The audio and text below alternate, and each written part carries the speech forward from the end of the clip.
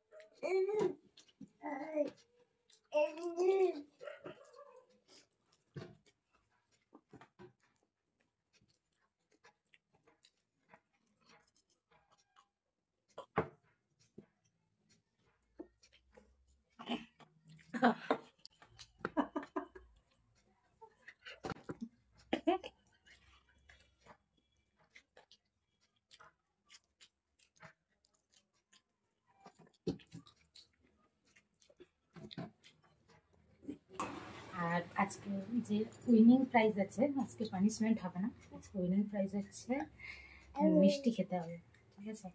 তো আমি যেহেতু হেরে গেছি, মা জিতে গেছে, মাকে রসগোল্লা নেবে, রসগোল্লা আমাকে আমি ভেবেছিলাম আমি খাবো, আমি জিতবো, তার জন্য